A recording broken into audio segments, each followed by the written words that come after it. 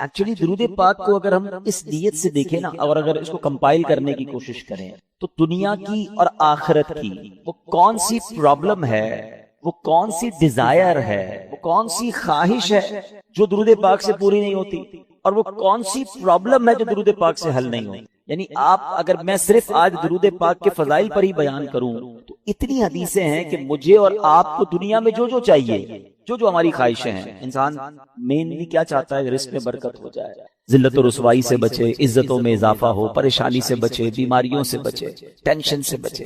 ٹھیک ہے نا؟ پھر مسلمان ہے تو چاہتا ہے کلمے والی موت ملے، دیدار مصطفیٰ موت کے وقت نصیب ہو جائے صلی اللہ تعالی علیہ وسلم. قبر جو ہے وہ پیارے آقا کا جلووں سے جگمگا جائے، محشر کے دن نبی پاک کے قریب ہو جاؤں، آقا شفاعت فرمائیں، جام کوثر پلائیں، پل صراط سے پار لگائیں اور ساتھ جنت میں لے جائیں. یہی ہے نا لائف، یہی تو چاہیے ہمیں. اور کیا چاہیے؟ دنیا بھی اچھی ہو اور آخر کہتے ہیں نا زندگی شان والی اور موت ایمان والی ملے. درود پاک واقعی وہ وظیفہ ہے. یعنی میں نے جتنے جملے کہے نا، اگر اس کے پیچھے میں وہ ساری حدیثیں بیان کروں تو الحمدللہ میرے آقا علیہ الصلوۃ والسلام نے اپنی احادیث کے ذریعے یہ سارے ریوارڈز، یہ سارے انعام درود پاک میں عطا فرمائے. شاعر جبھی کہتے ہیں ہر درد کی دوا ہے صلی علی محمد، تعویذ ہر بلا ہے صلی علی محمد صلی اللہ علیہ وسلم. تو آج نیت کر لیں کہ انشاءاللہ چلتے پھرتے اٹھتے بیٹھتے درود پاک اپنا معمول بنائیں، اپنی زندگی میں سے شامل کر لیں. انشاءاللہ اپنی آنکھوں سے آپ اپنی کلیمٹیز، اپنے پرابلمز، اپنی ڈیفیکلٹیز کو دور ہوتے ہوئے دیکھیں گے. اللہ پاک مجھے بھی اور آپ کو بھی کثرت سے درود پاک پڑھنے کی توفیق عطا فرمائے. آئیے مل کر محبت کے ساتھ درود پاک پڑھ لیں. صلو علی الحبیب صلی اللہ تعالی علی محمد صلی اللہ علیہ وسلم. آج کے مختصر سے بیان میں نے 2 ٹاپک کور کرنے ہیں کہ شب قدر دراصل ہے کیا، شب قدر ہمیں کس وجہ سے ملی، اور پھر ایک عظیم ہستی کا بھی آج ذکر خیر ہوگا. سبحان اللہ، مولائے کائنات شیر خدا حضرت مولا علی کرم اللہ تعالی وجہ الکریم، اللہ ان کی بھی برکتیں ہم سب کو نصیب فرمائے. سب سے پہلے ہم چلیں گے قرآن پاک کے 30ویں پارے کی طرف. 30th پارے میں بڑی کمال کی صورت ہے، اور ذرا آپ سمجھیے گا قرآن میں کسی بات کا تھوڑا سا ذکر آ جائے نا وہ بھی بڑی بات ہے. قرآن میں ذکر آنا یعنی رب کا کلام، اور صبح قیامت تک نمازوں میں اس کی تلاوت ہوتی رہے گی. مگر اس رات کی اہمیت سمجھیں کہ کسی ایک آیت کے ذریعے بیان نہیں کیا اللہ نے. شب قدر کو ڈیفائن کرنے کے لیے قرآن پاک کی ایک پوری سورت سورہ قدر نازل کر دی. یعنی پوری سورت only for define one night. Try to understand the significance of that night. اس رات کی اہمیت سمجھنے کی کوشش کریں کہ جس کی اہمیت بیان کرنے کے لیے قرآن کی ایک پوری سورت نازل ہو رہی ہے. اور اللہ کریم قرآن میں کیا فرماتا ہے؟ بسم اللہ الرحمن الرحیم انا انزلناه في ليلة القدر وما ادراك ما ليلة القدر ليلة القدر خير من 1000 شهر تنزل الملائكة والروح فيها بإذن ربهم من كل أمر سلام هي حتى مطلع الفجر. اب پہلے ذرا اس کے معنی کو سمجھیے. اللہ فرماتا ہے بے شک ہم نے اس قرآن کو شب قدر میں نازل. یہ رات کتنی مبارک ہے کہ اس رات قرآن نازل ہوا ہے. رمضان میں قرآن نازل ہوا اور پھر اس رات، خاص اس رات میں نازل ہوا. اچھا یہاں ایک تھوڑی سی بات سمجھنا ضروری ہے کہ قرآن 2 صورتوں میں نازل ہوا ہے. لوح محفوظ سے آسمان دنیا پر جب نازل کیا گیا تو وہ لیلۃ القدر میں نازل کیا، اور آسمان دنیا سے ہمارے آقا علیہ الصلوۃ والسلام کے قلب منور پر 23 سال کے عرصے میں درجہ بدرجہ بتدریج حضرت جبریل امین لے کر قرآن حاضر ہوتے رہے، وحی لاتے رہے، اور یہ 23 ایئرز کے عرصے میں نازل ہوا. یہاں جو بات ہو رہی ہے وہ لوح محفوظ سے آسمان دنیا پر نزول کی بات ہو رہی ہے. اچھا اب اس رات کے بارے میں سبحان اللہ اتنی احادیث اور اتنے فضائل بیان ہوئے کہ شب قدر کو قدر والی رات کیوں کہتے ہیں؟ پہلا سوال تو یہ ہے. تو اس میں اس شب میں سال بھر کے احکام نافذ کیے جاتے ہیں، اور فرشتوں کو سال بھر کے کاموں پر مامور کر دیا جاتا ہے، پورے سال کے آرڈرز دے دیے جاتے ہیں ان کو، یوں سمجھیے کہ ان کو ڈیڈیکیٹ کر دیا جاتا ہے کہ یہ سال بھر کے آپ کے کام ہیں۔ اور اس رات کو شب قدر اس لیے بھی کہتے ہیں کہ اس رات میں جو عبادتیں کی جاتی ہیں اس کی قدر کی جاتی ہے، وہ مقبول ہو جاتی ہیں، اس لیے بھی اس رات کو شب قدر کہا جاتا ہے۔ بخاری شریف کی حدیث سنیے، حضرت ابو ہریرہ رضی اللہ عنہ راوی ہیں، نبی پاک علیہ الصلوۃ والسلام نے ارشاد فرمایا، جس نے اس رات میں ایمان اور اخلاص کے ساتھ شب بیداری کر کے عبادت کی تو اللہ تعالیٰ اس کے سابقہ صغیرہ گناہوں کو بخش دیتا ہے۔ کبیرہ گناہ جو ہوتے ہیں نا وہ توبہ سے معاف ہوتے ہیں، ہم انشاءاللہ توبہ بھی کریں گے، لیکن سارے پچھلے صغیرہ گناہ کس کے معاف ہوتے ہیں؟ جو اس رات شب بیداری کرے اور عبادت میں اس رات کو گزارے۔ حضرت انس بن مالک رضی اللہ عنہ سے روایت ہے، اور یہ ابن ماجہ کی حدیث ہے، کہ رمضان کا مہینہ آیا تو پیارے آقا علیہ الصلوۃ والسلام نے ارشاد فرمایا، بے شک تمہارے پاس ایک مہینہ آیا اور اس میں ایک ایسی رات ہے جو 1000 مہینوں سے بہتر ہے، جو شخص اس رات سے محروم ہو گیا وہ تمام نیکیوں سے محروم رہا، جو اس رات سے محروم رہ گیا وہ تمام نیکیوں سے محروم رہا، اور محروم وہی رہے گا جس کی قسمت میں محرومی۔ تو ہم نے ان 5 راتوں کو ٹارگٹ پہ رکھنا ہے، ان راتوں میں کوئی اور کام نہیں ہونا چاہیے، بس اللہ کی رضا والے کام ہوں، عبادت ہو، جتنا ہو سکے عبادت ہو، کوئی گناہ والی بات نہ ہو۔ لہذا ہر مسلمان کو چاہیے کہ وہ رات عبادت میں گزارے اور استغفار میں گزارے۔ بی بی عائشہ صدیقہ رضی اللہ تعالی عنہا فرماتی ہیں، میں نے نبی پاک علیہ الصلوۃ والسلام سے عرض کی کہ اگر حضور مجھے معلوم ہو جائے کہ لیلۃ القدر کون سی رات ہے تو پھر میں کیا پڑھوں؟ تو میرے آقا علیہ الصلوۃ والسلام نے لیلۃ القدر کا ایک وظیفہ عطا فرمایا۔ میرے آقا فرماتے ہیں، پڑھو اللہم انک عفو کریم تحب العفو فاعف عنی۔ اے اللہ، ذرا ترجمہ سنیں اس کا، یہ اتنی ٹچی دعا ہے، اگر اس کو دل کی گہرائیوں سے پڑھے نا تو آپ کی کیفیت بن جاتی ہے، آپ کی آنکھوں میں آنسو آ جاتے ہیں۔ اللہم انک عفو، اللہ تو معاف کرنے والا ہے، تحب العفو، اللہ تو معافی کو پسند کرتا ہے، فاعف عنی، اللہ مجھے بھی معاف کر دے۔ پہلے اللہ کو اس کی شان کریمی کا ذکر کر کے عرض کیا جا رہا ہے، اللہ تو معاف کرنے والا، اللہم انک عفو کریم تحب العفو، اللہ معافی کو تو پسند بھی کرتا ہے، میں بھی تو تیرا سائل ہوں، میں بھی تو گناہگار ہوں، پھر مجھے بھی تو معاف کر دے، فاعف عنی۔ آئیے مل کر اس دعا کو 5 راتوں میں کثرت سے پڑھنا ہے، اپنے گناہوں کو یاد کر کے سر جھکا کر شرمندگی کے ساتھ پڑھ لیں، اللہم انک عفو کریم تحب العفو فاعف عنی، اللہم انک عفو کریم تحب العفو فاعف عنی، اللہم انک عفو کریم تحب العفو فاعف عنی۔ اے میرے بیٹے اسلامی بھائیوں، یہ رات تبدیل ہوتی رہتی ہے، اس رات کے بارے میں بڑے اقوال ہیں، اکثر بڑے علماء کا یہ بھی قول ہے کہ 27ویں شب جو ہے وہ شب قدر ہوتی ہے، کچھ علماء فرماتے ہیں کہ یہ رات بدلتی رہتی ہے۔ بہرحال ہمیں ان 5 راتوں میں خوب عبادت کرنی ہے، اور اس کے بارے میں اللہ تبارک و تعالیٰ نے اس رات کو پوشیدہ کیوں رکھا ہے، جس طرح دیگر اشیاء کو اللہ کریم نے پوشیدہ رکھا ہے، مثلا اللہ تعالیٰ نے اپنی رضا کو اطاعتوں میں پوشیدہ رکھا ہے۔ ہمیں نہیں پتہ کون سی نیکی سے رب راضی ہو جائے گا، اس لیے کیا کہا جاتا ہے، چھوٹی نیکی کو بھی نہیں چھوڑنا ہے۔ کبھی آپ نے سنا ہوگا نا کہ کسی نے کتے کو پانی پلایا، اس کی بخشش کر دی گئی، راستے سے کانٹا ہٹا دیا، اس کی بخشش کر دی گئی۔ تو چھوٹی نیکی بھی نہیں چھوڑنی ہے، کیونکہ اللہ پاک نے اپنی رضا کو اطاعتوں میں چھپا کر رکھا ہے۔ ہم نہیں جانتے کس عمل سے اللہ راضی ہو جائے، وہ نقطہ نواز ہے، تو بندہ ہر نیکی کرتا جائے، کیا معلوم اس سے میرا رب راضی ہو جائے۔ بالکل اسی طرح اللہ تبارک و تعالیٰ نے اپنے غضب کو گناہوں میں چھپا رکھا ہے، ہم نہیں جانتے کون سا گناہ اللہ کے غضب کے باعث بن جاتا ہے۔ بعض اوقات ہمیں لگتا ہے چھوٹا سا گناہ ہے اور وہی رب کی ناراضی کا باعث بن جاتا ہے، تو بندہ اپنے آپ کو گناہوں سے بچاتا رہے۔ اسی طرح اللہ نے اپنے اولیاء کو اپنے بندوں میں چھپا کے رکھا ہے، ہمیں نہیں پتا کون اللہ کا ولی ہے۔ ایون ہو سکتا ہے آج ہماری ماشاءاللہ اس مسجد میں اللہ کے اتنے ولی کے نام پر یہ مسجد بنی ہے، اولیاء کرام کے بھی سردار ہیں، غوث اعظم رضی اللہ تعالیٰ عنہ، ہو سکتا ہے یہاں بھی کوئی اللہ کا ولی بیٹھا ہے، ہم نہیں جانتے۔ اس کا فائدہ کیا ہوا کہ چونکہ اولیاء کرام کو رب نے بندوں میں چھپا کر رکھا ہے، تو اب بندہ سب کے ساتھ عزت سے بات کرے، اپنے ملازم سے بھی عزت سے بات کرے، غریب سے بھی عزت سے بات کرے۔ کیا پتا کہ وہ اللہ کا ولی ہو جس سے میں بدتمیزی کر رہا ہوں، جس کو گالیاں نکالتا ہوں۔ لوگ اپنے ملازمین کو گالیاں نکال رہے ہوتے ہیں، ان کو ایسے ڈانٹ رہے ہوتے ہیں جیسے غلام بنا لیا ہے۔ نہ کرو ایسا، ٹھیک ہے وہ غریب ہے، تمہارا ملازم ہے، اگر وہ اللہ کا ولی ہوا نا، ویسے بھی کسی مسلمان ولی نہ بھی ہو، مسلمان ہے تو اس کی تعظیم کرنی ہے، اس کو دل نہیں دکھانا، لیکن اگر وہ اللہ کا ولی ہوا تو یاد رکھیے گا میٹھے اسلامی بھائیوں، میں نے اب تک جتنا میرا مطالعہ ہے تھوڑا سا یہ ہے کہ 2 ہی چیزوں کے بارے میں پڑھا ہے جس میں رب اعلان فرماتا ہو، رب کی طرف سے یہ اعلان ہو کہ جس نے یہ 2 کام کیے وہ ایسا ہے جس نے اللہ سے جنگ کی ہے۔ ایک سود کھانے والا،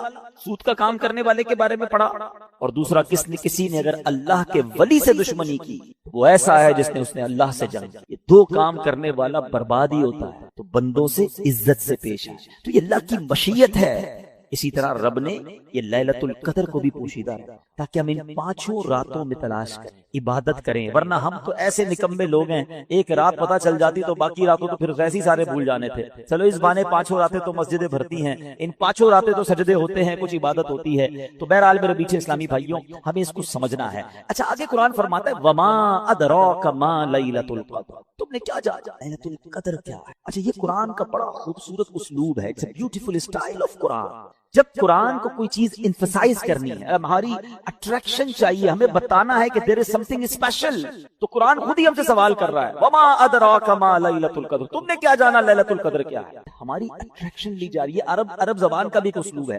آپ دیکھیں سورہ قاریہ میں القارعۃ مل قارعہ وما ادراک مل قارعہ، قرآن وہاں بھی ڈیفائن کر رہا ہے قیامت کو، تو اب سوال کیا جا رہا ہے کہ تم نے کیا جانا قیامت کیا ہے، قارعہ کیا ہے، پھر فوراً اس کے بعد قرآن اس کو ڈیفائن کرتا ہے کہ وہ دن کیسا ہوگا۔ یہاں بھی قرآن نے یہ اسلوب اختیار کیا، اللہ کا کلام کہہ رہا ہے وما ادراک ما لیلۃ القدر، تم نے کیا جانا لیلۃ القدر کیا ہے، پھر آگے خود قرآن بتا رہا ہے لیلۃ القدر خیر من الف، یہ رات 1000 مہینوں سے بہتر رات۔ اب 1000 مہینوں کا مطلب کیا ہوا؟ 83 years and 4 months، اپروکسیمیٹلی 83.5 سال۔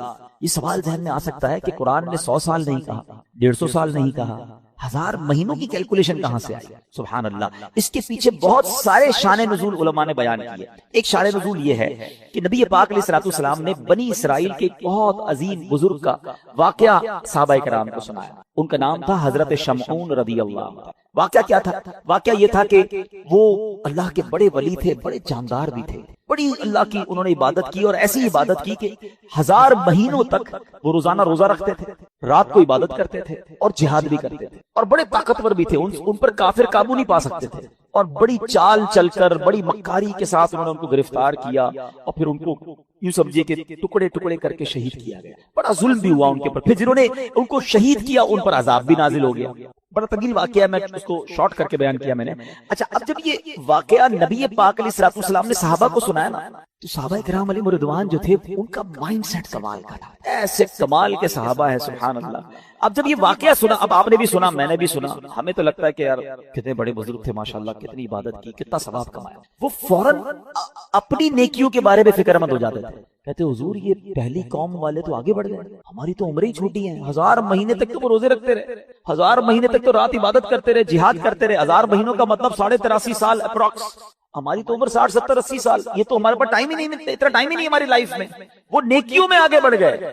یہ بات بڑی کمال کی، جملہ ذرا سمجھیے گا، صحابہ رنجیدہ ہوئے کہ دوسری قوم، دوسری جو امتیں ہیں وہ نیکیوں میں آگے بڑھ رہی ہیں، ہم پیچھے رہ گئے۔ آج ہمارا حال یہ ہے کہ ہم یہ سوچتے ہیں کہ فلاں بنگلہ بڑا بنا لیا اس نے، وہ کاروبار میں آگے بڑھ گیا، وہ پیسوں میں آگے بڑھ گیا، اس کی گاڑی اچھی ہو گئی، اس نے موبائل اچھا خرید لیا، ہم اسی ٹینشن میں رہ گئے۔ مجھے آج تک یہ بات سمجھ نہیں آتی کہ جو کسی کا گھر، کاروبار یا اس کی ویلتھ دیکھ کر ڈی مورلائز ہوتا ہے، اپنے آپ کو پیچھے فیل کرتا ہے، وہ کسی تہجد گزار کو دیکھ کر کیوں نہیں پیچھے فیل کرتا کہ یار یہ تہجد پڑھتا ہے میں نہیں پڑھتا، یہ روز قرآن پڑھتا ہے میں نہیں پڑھتا، یہ دین کا کام بھی کر رہا ہے، کاروبار بھی کر رہا ہے، میں تو صرف کاروبار کر رہا ہوں، میں تو دین کو ٹائم ہی نہیں دے رہا، میں اپنے آپ کو اس وقت کیوں شاید فیل نہیں کرتا، اس وقت کیوں میرے دل میں یہ بات۔ یہ صحابہ کرام کا انڈرسٹینڈنگ لیول تھا کہ جب بھی وہ کسی کو نیکیوں میں آگے بڑھتے دیکھتے وہ چاہتے ہم بھی آگے بڑھے۔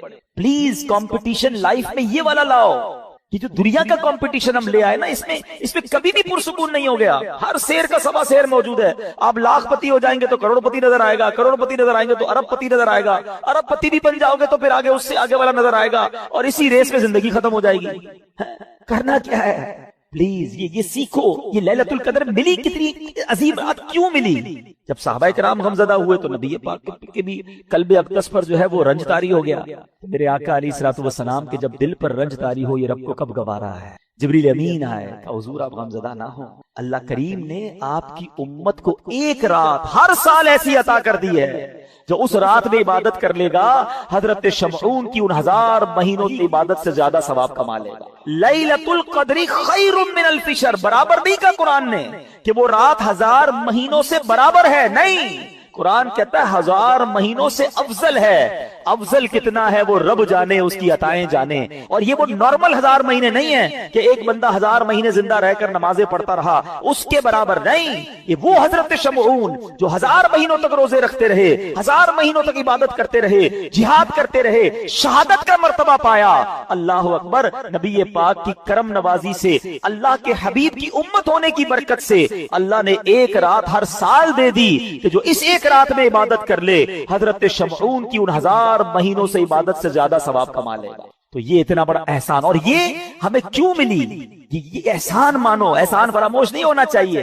یہ سب کچھ ملا ہے نبی پاک کے صدقے. ایمان ملا ان کے صدقے، رمضان ملا ان کے صدقے، قرآن ملا ان کے صدقے. سچی بات تو یہ ہے رحمان ملا ان کے صدقے. وہ کیا ہے جو در مصطفیٰ سے ہم نے پایا نہیں ہے؟ جس کو اتنا کچھ نبی پاک کے صدقے ملا ہو، اس کی تو زندگی ان کی محبت میں گزرنی چاہیے، اس کی تو زندگی ان کا گن گاتے ہوئے گزرنی چاہیے، ان کی سنتوں پر عمل کرتے گزرنی چاہیے. تو اے میرے بیٹھے اسلامی بھائیوں، اب سمجھ لو یہ کتنی بڑی رات ہے. ان بٹوین دوز 5 نائٹس کوئی ایک رات شب قدر ہے. تو ہم نے ان 5 راتوں میں کمر بستہ ہو جانا ہے. دن کو ریسٹ کیجئے گا، دن بیزی نہ گزاریں گے رات تھک جائیں. ان 5 راتوں کو پلان کیجئے کہ ہم دن میں ریسٹ کریں، رات پوری جاگیں. جیسے یہ اجتماع ختم ہو، آپ کو کہیں گھومنے پھرنے جانے کی ضرورت نہیں. ماشاءاللہ مسجد میں بیٹھے، گھر بھی جانا ہے تو تلاوت کریں، تھوڑی دیر بعد تسبیح لے لیں، ذکر و اذکار پڑھیں. مدنی چینل پر پروگرام چل رہے ہوں گے وہ کریں. میں نے یہاں سے ایک اور جگہ بیان کرنے چاہنا ہے، وہاں آ جائیں، لیکن کوشش کریں کہ یہ رات فضول باتوں میں نہ ہو.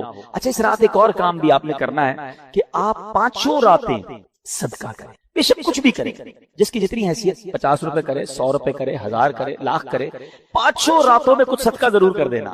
جو رات لیلۃ القدر ہو گئی، تمہارا صدقہ لیلۃ القدر والا صدقہ ہو جائے گا. تو یہ آپ بیپاری لوگ بیٹھے ہیں، کاروباری لوگ بیٹھے ہیں، پلان کریں نا. ان 5 راتوں کو پلان کریں کہ وہ کون کون سی عبادت، جن کے والدین کی قبریں قریب ہیں، پاسبل ہے جانا، 5 راتیں قبرستان چلے جائیں. تو ماں باپ کی قبر پر جانا لیلۃ القدر میں جانا ہو جائے گا. تو اب آپ سوچتے جائیں کہ میں اس رات کو کیا کیا ایسا کر سکتا ہوں کہ ان 5 راتوں میں سے جو رات لیلۃ القدر ہو، انشاءاللہ میری وہ رات، وہ عبادت جو ہے وہ لیلۃ القدر میں کاؤنٹ ہو جائے. ایک بزرگ کے بارے میں آتا ہے، انہوں نے اپنی زندگی کا ایک تجربہ بیان کیا. اٹس ناٹ کمپلسری، مگر یہ بھی ایکسپیرینس ہمارے سامنے آ جائے کہ وہ فرماتے ہیں، حضرت شیخ ابو الحسن شاذلی رحمت اللہ تعالی علیہ، وہ کیا فرماتے ہیں کہ جب کبھی اتوار یا بدھ کو پہلا روزہ ہوا تو 29ویں شب، اگر پیر کو پہلا روزہ ہوا تو 21ویں شب، اگر پہلا روزہ منگل یا جمعے کو ہوا تو 27ویں شب، اور اگر پہلا روزہ جمعرات کو ہوا تو 25ویں شب، اور اگر پہلا روزہ ہفتے کو ہوا تو میں نے 23ویں شب کو شب قدر پایا. اچھا، بہت بڑے بڑے علماء کا ماننا یہ ہے کہ 27ویں شب شب قدر ہے. اس میں ایک بڑا اسٹرانگ اشارہ ہے.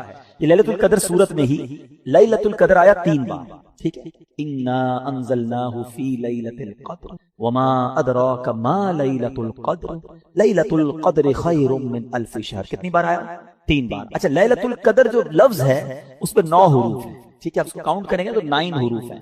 9 ملٹیپلائی بائی 3 27. تو کچھ علماء کہتے ہیں یہ اشارہ ہے کہ 27ویں رات جو ہے وہ شب قدر ہے. بہرحال یہ ساری باتیں کرنے کا مقصد یہ ہے کہ اس رات کو سمجھیے، اور ان 5 راتوں میں ہم نے انشاءاللہ عبادت کرنی ہے. اور اس رات کی کچھ علامتیں بھی بیان کی. دیکھیں نبی پاک نے کتنا بڑا احسان کیا کہ بہت ساری ہمیں نشانیاں بھی بتا دی. اس رات کے سمپٹمز کیا ہیں؟ فرمایا کہ حضرت عبادہ بن صامت رضی اللہ تعالیٰ عنہ نے بارگاہ رسالت میں شب قدر کے بارے میں سوال کیا تو پیارے آقا نے فرمایا کہ شب قدر رمضان کی آخری طاق راتوں، آخری عشرے کی طاق راتوں 21 23 25 27 یا 29 میں سے تلاش کریں. اور پھر فرمایا جو اس میں اس رات کی علامتیں کیا ہیں کہ وہ مبارک کھلی ہوئی شب ہوگی، نہ زیادہ گرمی ہوگی اس رات، نہ زیادہ سردی ہوگی، بلکہ یہ رات معتدل یعنی ماڈریٹ ہوگی، اس میں چاند کھلا ہوا ہوگا، شیطان کو آسمان سے ستارے نہیں مارے جاتے۔ کبھی کبھی آپ دیکھتے ہیں کہ سٹار ٹوٹ رہے ہوتے ہیں، نظر آتے ہیں، کبھی کبھی نظر آتے ہیں، یہاں تو نہیں، شہر میں گاؤں میں نظر آتے ہیں، لیکن اس رات کو شیطان کو ستارے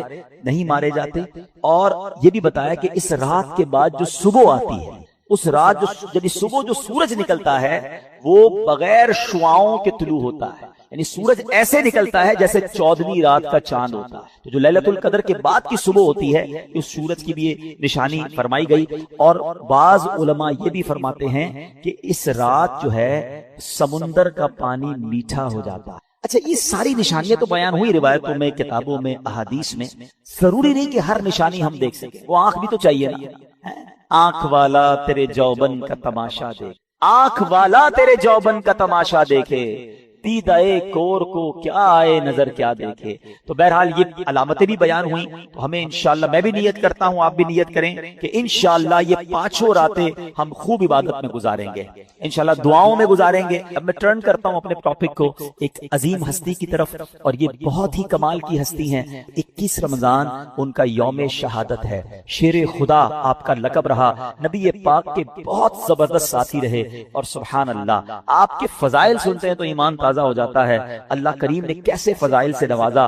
بچوں میں سب سے پہلے ایمان لانے والے حضرت مولا علی شیر خدا کرم اللہ تعالی وجہ الکریم ہیں۔ آپ کو کرم اللہ تعالی وجہ الکریم کہا جاتا ہے۔ ہاں، یہ بڑا کوشچن آتا ہوگا ذہن میں کہ سارے صحابہ کو رضی اللہ تعالی عنہ کہا جاتا ہے، اور مولا علی کو کرم اللہ تعالی وجہ الکریم کیوں کہا جاتا ہے؟ کرم اللہ تعالی وجہ الکریم کا مطلب یہ ہے اللہ پاک آپ کے چہرے کے وجاہت کو، آپ کے چہرے کے فیض کو اور بڑھائے، اور اللہ نے بڑھایا۔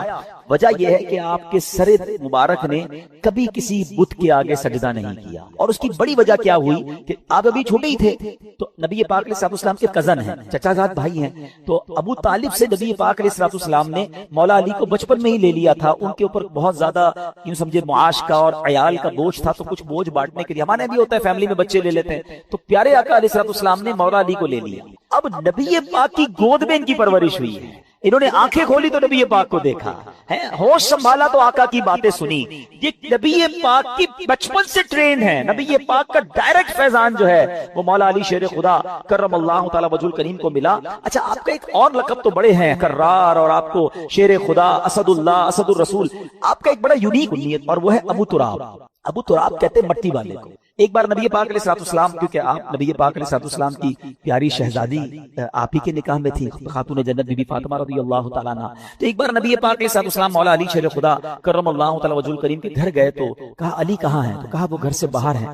اور جب گھر سے باہر میرے آقا گئے تو وہ مٹی پر لیٹے ہوئے تھے۔ اب وہ لیٹے ہوئے تھے تو کپڑوں پر اور جسم پر بھی مٹی لگ گئی، تو نبی پاک علیہ السلام نے بڑے پیار سے کہا قم یا ابا تراب، اے مٹی والے کھڑے ہو جاؤ۔ مولا علی کہتے ہیں اس کے بعد سے مجھے میرے نام سے زیادہ ابو تراب کو نیت سے محبت ہو ہے۔ اور اعلیٰ حضرت امام اہل سنت کیا خوبصورت بات لکھتے ہیں، اس نے لقب خاک شہنشاہ سے پایا۔ لقب خاک، خاک کو کہتے ہیں، لقب کیا ملا؟ خاک کا۔ اس نے لقب خاک شہنشاہ سے پایا، جو حیدر کرار کے مولا ہے ہمارا۔ سبحان اللہ، آپ کے بارے میں فضائل تو بہت ہیں، آپ کا ذکر خیر قرآن میں کیسا ہے؟ دیکھیں، میں اور آپ نیکی کر کے دعا کرتے ہیں اللہ قبول کر لے، مولا علی نے ایک ایسی نیکی کی کہ قرآن میں اس کا ذکر آ گیا۔ میں بھی تھوڑی دیر پہلے ایک جملہ کہہ رہا تھا کہ جو چیز قرآن میں آ جائے گی نا، اس صبح قیامت تک مسجدوں میں تلاوت ہوتی رہے گی، قرآن میں لوگ پڑھتے رہیں گے۔ یعنی حضرت علی کی یہ نیکی اب قیامت تک لوگوں کی زبانوں پر ہے۔ اور آپ نے کام کیا کیا تھا، پہلے قرآن کی آیت سن لیں، پھر آپ کا وہ کام بتاتا ہوں جو آج ہمارے لیے بھی بڑا ریلیونٹ ہے۔ مولا علی شیر خدا کرم اللہ تعالی وجہ الکریم کی شان میں جو آیت ہے، بسم اللہ الرحمن الرحیم، الذین ينفقون اموالهم باللیل والنہار سرا وعلانیۃ فلهم اجرهم عند ربهم ولا خوف علیہم ولا هم يحزنون۔ ترجمہ کنز الایمان، یہ سورہ بقرہ کی آیت نمبر 274 ہے۔ وہ جو اپنے مال خیرات کرتے ہیں رات میں اور دن میں، چھپے اور ظاہر، ان کے لیے ان کا انعام حصہ ہے ان کے رب کے پاس، ان کو نہ کچھ اندیشہ ہو نہ کچھ غم۔ مولا علی نے ایسا کیسا صدقہ کیا؟ حضرت نعیم الدین مراد آبادی جو مفسر قرآن ہیں لکھتے ہیں کہ ایک قول یہ ہے کہ یہ آیت حضرت علی کے حق میں نازل ہوئی، ان کے پاس 4 درہم تھے، صرف 4 درہم، آپ نے کیا کیا کہ آپ نے چاروں کو خیرات کر دیا، ایک رات میں کیا، ایک دن میں کیا، ایک اعلانیہ کیا، ایک چھپ کر کیا۔ اللہ کریم نے یہ سارا صدقہ کیسا قبول فرمایا کہ اس کا ذکر قرآن میں فرما دیا۔ یہاں دو باتیں سیکھنے کو مل رہی ہیں، ایک دل کیسا تھا، چار ہی تھے، چاروں دے دیے۔ ہمارے پاس لاکھوں ہوتے ہیں، تھوڑے نہیں دیتے۔ 2.5% ہی تو زکوٰۃ ہے نا، وہی لوگوں کو بھاری پڑ رہی ہے، وہی کیلکولیشن گھبرا رہے ہوتے ہیں یار یہ بھی بچ جائے زکوٰۃ سے، یہ بھی نکال دو، کسی طرح اس کی بھی نہ دینی پڑے۔ اچھا پچھلے سال دی تھی دوبارہ دینی پڑے گی؟ سوال بھی ایسے کرتے ہیں کہ سمجھ نہیں آ رہا کیا چاہ رہا ہے بھائی۔ حضرت وہ پچھلے سال دے دی تھی، سونا وہی ہے تو دوبارہ دے دیں۔ ارے بھائی ہر سال گزرنے کے بعد 2.5% آپ نے دینا ہے۔ بات ہم کرتے ہیں کہ ہم پنجتن کے غلام ہیں، بات ہم کرتے ہیں ہم صحابہ کے جناب چاہنے والے ہیں۔ دیکھو یہ تھے صحابہ کہ جو ہوتا تھا وہ دے دیتے تھے، اور کیا انداز تھا کہ چھپ کر بھی دے رہے ہیں، صبح بھی دے رہے ہیں کہ یار کوئی تو ادا اللہ کو پسند آ جائے، رات بھی دے رہے ہیں۔ تو سبحان اللہ، یہاں ایک اور بات سیکھنے کو مل رہی ہے کہ صدقہ دیں یا نیکی کریں، اس کے پیچھے ریزن ایک ہو کہ اللہ کی رضا ہو، اخلاص ہو، لوگوں کو دکھانے کے لیے نہ مال خرچ کریں نہ عبادت کریں۔ یہاں بڑا برا حال ہے۔ پلیز شیطان کی اس وار کو آج ہم سارے سمجھ لیں، وہ کبھی نہیں چاہے گا ہم نیکی کریں۔ آج ہم یہ اجتماع میں آئے نا، ہم یہ بیٹھے ہیں، شیطان کو بہت برا لگ رہا ہے۔ اب وہ پلان کر رہا ہوگا یار اس کی رات برباد کیسے کریں۔ اب ہم بھی تو شیطان کی باتوں میں آ جاتے ہیں۔ اب باہر نکل کے کہیں گے یار ماشاءاللہ آج رات تو بڑا مزہ آیا، میں تو پہلے سے ہی چلا گیا تھا، صلاۃ التسبیح بھی پڑھی، اس کے بعد بیان بھی سنا، ذکر بھی ہوا، دعا میں تو میرے بڑے آنسو بھی بہے۔ بھائی اب آپ اپنی پوری کارکردگی کیوں کسی کو دینا چاہتے ہیں؟ سوچئے، اگر تو اچھی نیت ہے کہ اگلے بار پھر اجتماع میں کسی کو بلانا ہے پھر تو ٹھیک ہے، انما الاعمال بالنیات، لیکن نیت یہ ہے کہ سامنے والا کہے کہ یار ماشاءاللہ آپ تو بڑی نیکیاں کما رہے ہیں۔ اپنے دل سے اللہ کے لیے کام کریں، اللہ کی رضا کے لیے صدقہ، اللہ کی رضا کے لیے نیکی کریں۔ یا ایک سوال چھوڑی جا رہا ہوں، ٹھیک ہے؟ پہلے تو اخلاص کی ایک تعریف علماء نے بیان کی، بہت ساری تعریفیں ہیں، اس میں سے ایک تعریف علماء نے یہ بیان کی کہ اخلاص یہ ہے کہ جس طرح تم اپنے گناہوں کو چھپاتے ہو اس طرح اپنی نیکیوں کو۔ اب بتائیے، میں اور آپ چاہتے ہیں ہمارے گناہ کسی کو پتا چل جائے؟ ہمیں سے کوئی نہیں چاہتا۔ نیکیاں پتہ نہ چلیں تو ٹینشن شروع ہو جاتی ہے، یار کوئی تو طریقہ ہوگا جس سے پتہ چل جائے کہ میں نے اس بار کتنی زکوٰۃ دی ہے، تو کتنی روزے رکھے، تو کتنے تراویحاں پڑھی، تو اور کتنی تلاوت کی۔ کیوں کرتے ہیں ایسا؟ اپنے دل سے پوچھیں۔ یہی شیطان مردود چاہتا ہے کہ ہماری نیکیاں ڈسٹرائے ہو جائیں اور ہم اس کی واروں میں آ جاتے ہیں۔ مولا علی شیر خدا کرم اللہ تعالی وجہ کریم کا یہ ذکر خیر ہمیں بتا رہا ہے کہ اللہ کی رضا کے لیے عمل ہو۔ آپ تو اللہ کی رضا کے لیے کیسا کام کرتے تھے؟ ایک بار ایک غزوے میں کسی سے لڑائی ہو رہی تو آپ اس کافر کے سینے پہ چڑھ گئے، اس کافر نے کیا کیا؟ آپ کے چہرے پہ تھوک دی۔ دشمن خدا نیچے ہے، ہاتھ میں تلوار ہے، اور مولا علی جیسی شخصیت ہے، کتنی شجاعت والے، اور چہرے پہ تھوک دیا اس ظالم نے۔ آپ ہٹ گئے، آپ نے اسے چھوڑ دیا۔ کہتا ہے اے علی یہ کیا؟ میں تمہارے نیچے تھا، ہاتھ میں تلوار تھی، اور میں تمہارا دشمن ہوں، اور میں نے اور تمہارے لیے ایک برا عمل کیا، چہرے پہ تھوک دیا۔ میں تم سے پہلے جو لڑ رہا تھا وہ اللہ کے لیے لڑ رہا تھا۔ جب تم نے میرے چہرے پر تھوکا تو میرا نفس بھی شامل ہو گیا، میرے دل کا غصہ بھی شامل ہو گیا۔ اب اگر میں تجھے قتل کرتا تو شاید وہ اللہ کے لیے نہ ہوتا۔ یہ اخلاص دیکھ کر وہ غیر مسلم کلمہ پڑھ کر مسلمان ہو گیا کہ یہ اسلام اور یہ مسلمان جو ہر عمل اللہ کے لیے کرتے ہیں۔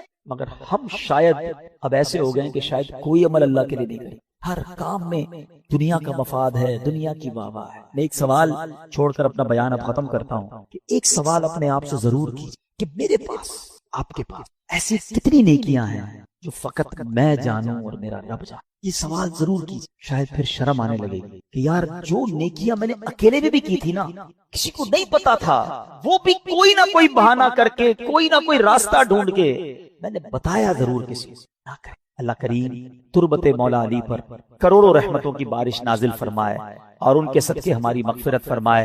جہاں میں نے چیریٹی کی بات کی، اللہ کی راہ میں خرچ کرنے کی بات کی، سب سے پہلے اپنے حقدار غریب رشتہ داروں کو آپ نے دیکھنا ہے، اور اس کے بعد عاشقان رسول کی ایک عظیم الشان مدنی تحریک دعوت اسلامی، یہ تحفہ بھی تو دعوت اسلامی نے دیا ہے نا۔ اس علاقے میں ہمارا ارمان تھا کہ مسجد بنے، اور ایسا ہی کام دعوت اسلامی ساری دنیا میں کر رہی ہے۔ الحمدللہ سال کی 600 سے زیادہ مسجدیں بنانے والی، 5200 سے زیادہ مدرسے چلانے والی، 2.25 لاکھ بچوں کو بغیر فیس کے قرآن پاک اور درس نظامی کروانے والی، 92,000 سے زیادہ حافظ قرآن بنا دینے والی، ہزاروں اسلامی بھائی اور اسلامی بہنوں کو عالم اور عالمہ کورس کمپلیٹ کروا دینے والی، 39,000 سے زیادہ تھیلیسیمیا کے مریضوں کو بلڈ مہیا کرنے والی، پورے پاکستان کی سڑکوں پر پلانٹس لگا کر، پودے لگا کر اس کو درخت بنانے والی، اور ہمارے لاکھوں مسلمانوں تک راشن اور کیش پہنچانے والی، مدنی چینل چلا کر ہمارے گھر میں پہنچ کر سنتیں اور علم دین پہنچانے والی، اور کڈز مدنی چینل کے ذریعے ہمارے بچے ان کو سنتوں کی طرف لانے والی آرگنائزیشن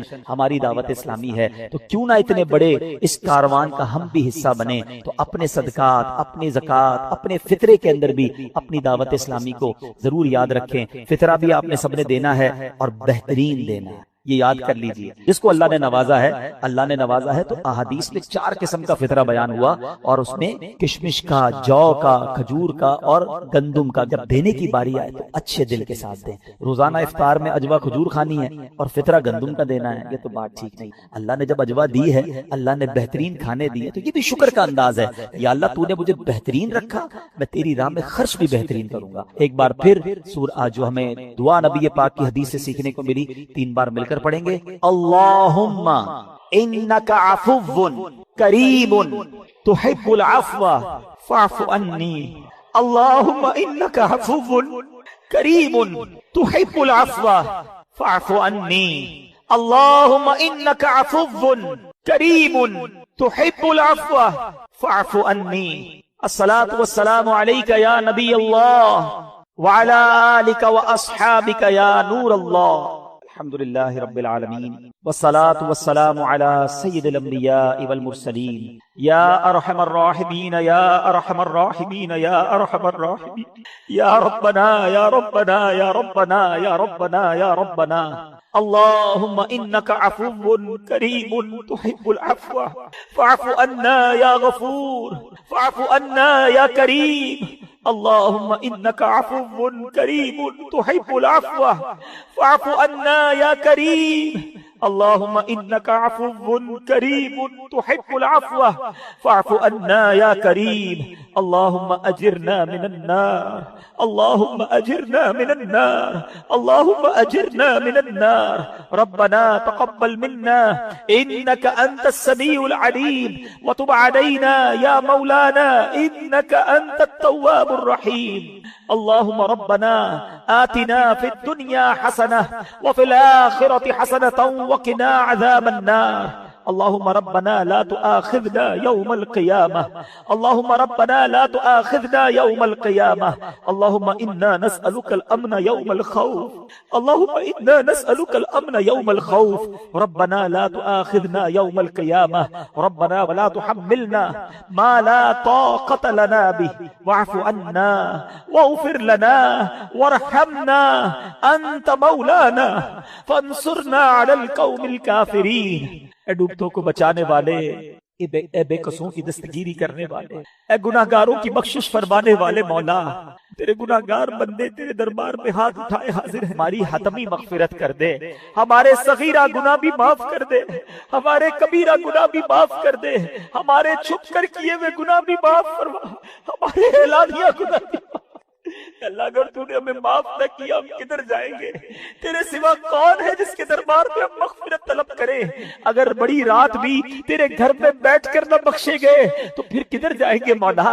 ہم تیرے بندے ہیں، اے اللہ تیرے نافرمان ضرور ہے مگر تیرے باغی نہیں ہے مولا، تجھی کو اپنا رب مانتے ہیں، تیرے حبیب علیہ السلام کے امتی ہیں، ان سے محبت کرتے ہیں۔ اے رب کریم، اے رب کریم بس آج ہم پر نگاہ رحمت فرما دے۔ اگر تو نے ہم سب کو جنت میں داخل کر دیا، تیری جنت میں کوئی جگہ کم نہیں پڑے گی، تیرا کچھ نہیں جائے گا، ہمارا بیڑا پار ہو جائے گا۔ اے اللہ بس آج ہماری حتمی مغفرت فرما دے، ہم سے صدا کے لیے راضی ہو جا، جنت الفردوس ہمارا مقدر کر دے۔ اے رب کریم ہمارے ماں باپ کو بھی بخش دے، اللہم ارحمہما کما ربیانی صغیرا، ماں باپ کو بخش دے، اے اللہ ہم میں سے جن کے والدین دنیا سے چلے گئے ان کی قبروں کو جنت کا باغ بنا دے، کروٹ کروٹ انہیں جنت کی نعمتیں عطا کر۔ اے رب کریم انہوں نے ہم پر بڑی مہربانیاں کی، اب وہ تیری رحمت کے حوالے ہیں، اے اللہ اپنی رحمتوں کی بارش ان پر نازل فرما۔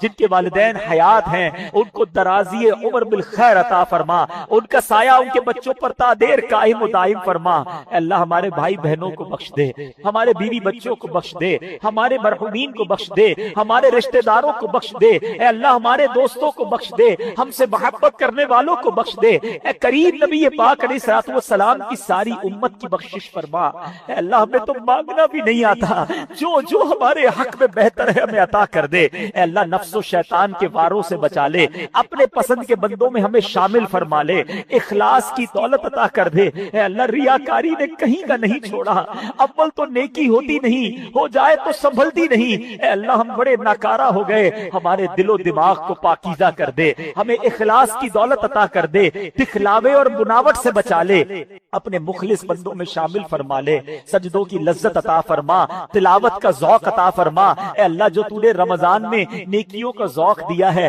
ایسا کرم کر دے کہ ہم سارا سال نمازیں پڑھنے والے بن جائیں، مسجدیں سارا سال آباد رہے۔ اے اللہ نفس و شیطان کے واروں سے محفوظ فرما، ہم سب کو فقط رزق حلال عطا فرما، رزق حرام سے ہم سب کو محفوظ فرما، ہم سب کے رزق حلال میں برکت ڈال دے۔ اے اللہ جو بے اولاد ہیں انہیں نیک اور صالح اولاد دے دے۔ اے اللہ جو اولاد والے ہیں ان کی اولادوں کو ان کے والدین کی آنکھوں کا نور بنا دے، ہمارے بچوں کو ہمارے لیے صدقہ جاریہ بنا دے، ہماری مغفرت کا ذریعہ بنا دے۔ اے اللہ جو بچوں اور بچیوں کے دکھ میں ہیں اے اللہ ان کے وہ دکھ دور کر دے، بچوں کا سکھ عطا کر دے۔ اے کریم ہاتھ اٹھے ہیں، تو نام بھی جانتا ہے سب کے، کام بھی جانتا ہے، بڑی امید سے تیرے بندے ہاتھ اٹھائے حاضر ہے کہ رحمان کے دربار میں آئے، کریم کے دربار میں بھکاری آئے ہیں۔ اے اللہ کبھی کبھی ہمیں اپنی مشکل بہت بڑی لگتی ہے کہ یہ کیسے حل ہوگی، یہ مسئلہ کیسے سالو ہوگا۔ اے اللہ تیرا ہی قرآن میں فرمان ہے ان اللہ علی کل شیء قدیر۔ اے اللہ ہمیں اپنی قدرت کا نظارہ دکھا، ہماری مشکل آسان کر دے، ہماری پریشانی دور کر دے، ہمارے دکھوں کو خوشیوں میں بدل دے، راہیں کھول دے، مشکلیں آسان کر دے۔ کسی کا حق کسی نے دبا لیا تو خیر سے اس کا حق مل جائے۔ اے اللہ ظالموں کے ظلم سے بچا، حاسدوں کے حسد سے بچا، بد نظروں کی بد نظری سے بچا، شیطان کے شر سے بچا، جادو ٹونے آسیب سے بچا، زمینی اور آسمانی بلاؤں سے بچا، زلزلوں طوفانوں اور وائرسوں سے بچا۔ اے کریم بس اپنے پسندیدہ بندوں میں شامل کر لے۔ اللہ تیرے دربار میں التجا ہے، بڑے دن ہو گئے مکہ مدینہ دیکھے، کریم مولا جلدی مکہ دکھا دے، جلدی کعبہ دکھا دے، تیرے حبیب کا روضہ دکھا دے۔ اے اللہ اسی سال ہمیں حج کی سعادت عطا فرما، بار بار سال میں کئی بار نبی پاک کے روضے کی حاضری ہمارا مقدر فرما دے، اور جب ہمارا وقت آخر ہو ہمیں ایمان اور عافیت کے ساتھ میٹھے مدینے میں موت عطا فرما، جنت البقیع میں مدفن عطا فرما، جنت الفردوس پیارے آقا کا پڑوس نصیب فرما۔ اے اللہ ہماری دعوت اسلامی کو ترقی عطا فرما، قبلہ امیر اہل سنت، تمام علماء اور مشائخ اہل سنت اور ہمارے والدین کا سایہ ہمارے سروں پر تا دیر قائم و دائم فرما۔ اے کریم اس مسجد کو شاد و آباد فرما، جن لوگوں نے اس میں تعاون کیا اے اللہ سب کو جنت میں اعلیٰ محل عطا فرما، جو دعوت اسلامی کے ساتھ تعاون کرتے ہیں اے اللہ ان کو دنیا اور آخرت کی برکتیں عطا فرما، اور ہمیں بھی اتنی بڑی عاشقان رسول کی تحریک کا دست و بازو بننے کی توفیق عطا فرما۔ اس مسجد کے امام صاحب کو اے اللہ اور درازی عمر بالخیر عطا فرما، ان کی آواز میں علم میں اور برکتیں عطا فرما۔ اے رب کریم ہم جو مانگ سکے وہ بھی دے دے، جو نہیں مانگ سکے ہمارے حق میں بہتر ہو وہ بھی عطا فرما۔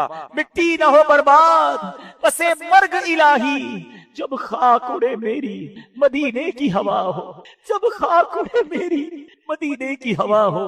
برکت ان اللہ وملائکتہ یصلون علی النبی یا ایھا الذین آمنوا صلوا علیہ وسلموا تسلیما، صلی اللہ علی النبی الامی وآلہ صلی اللہ علیہ وسلم، صلاۃ و سلاما علیک یا سیدی یا رسول اللہ۔ جب تمہیں واپسی ہو یا اللہ، سامنے ہو روضہ رسول اللہ، اور لب پہ ہو لا الہ الا اللہ۔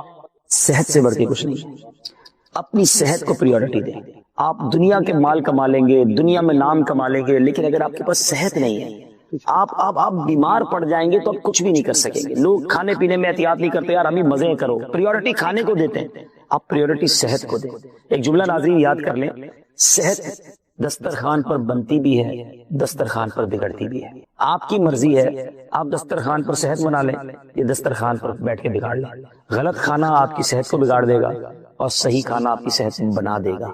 پریورٹی دیں اپنی صحت کو. اور اگر جو دیندار لوگ ہیں, علماء ہیں, نعت خواں ہیں, مبلغین ہیں, اگر آپ دین کا کام کرنا چاہتے ہیں نا, صحت مند رہیں.